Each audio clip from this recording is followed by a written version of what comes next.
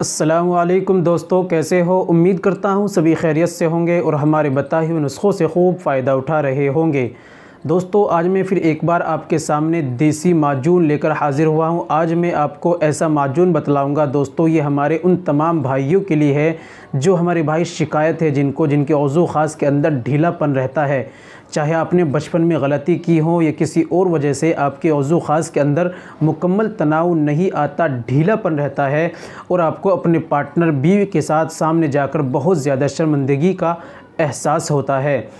और दोस्तों, ये जिनको जल्दी इंजाल हो जाता है, टाइमिंग या शिगर पतन जैसी बीमारी आपको हो गई है, आपको इस समस्या का सामना करना पड़ता है। ये जिन हमारे दोस्तों भाइयों की शिकायत है कि एक बार मिलने के बाद दोबारा मन नहीं करता, वज़ू ख़ास के अंदर मुकम्मल तनाव नहीं आता, ढीला रहता है। और दोस्तों, टाइमिंग के लिए बहुत ही ज़्यादा लाजवाब ये माजून है। दोस्तों, इस माजून के कोई भी साइड इफ़ेक्ट नहीं है और ये ओरिजिनल पेवर आयुर्वेदिक है। इस माजून को कैसे इस्तेमाल करना है, क्या क्या परहेज़ करने होते हैं और तरीक़ा क्या है।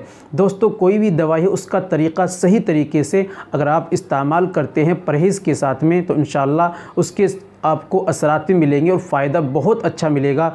अगर आप कोई भी दवाई तरीक़े से डॉक्टर या हकीम के तरीक़े से बताए हुए से इस्तेमाल नहीं करेंगे, अपने तरीक़े से इस्तेमाल करेंगे, कुछ परहेज़ नहीं करेंगे, तो दोस्तों दवाई से कोई आराम नहीं होता।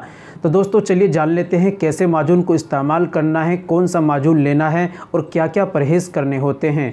तो दोस्तों, चलिए शुरू करते हैं। शुरू करने से पहले हम आपसे गुजारिश करते हैं कि अगर आप हमारे चैनल पर नए आए हैं या अभी तक आपने हमारा चैनल सब्सक्राइब नहीं किया तो जल्दी से चैनल को सब्सक्राइब कर लें और बेल आइकन पर ऑल पर प्रेस कर दें। दोस्तों, वीडियो को अभी से लाइक कर दें। चलिए शुरू करते हैं, जान लेते हैं आज के नुस्खे के बारे में।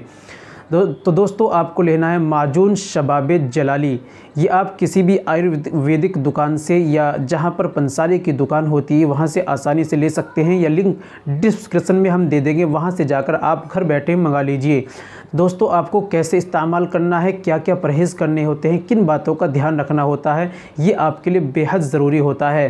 तो दोस्तों, अगर आपको परेशानी ये बीमारी है जो मैंने आपको बताई है, मुकम्मल तनाव ना आना, शिगर पतन की आपको बीमारी है, परेशानी है, तो दोस्तों सबसे पहले आपको अपने जहन को साफ़ रखना होता है। यानी गंदी फिल्में, गंदी सोच, गंदे ख़यालात, इससे आप बिल्कुल अपने जहन को साफ़ रखें।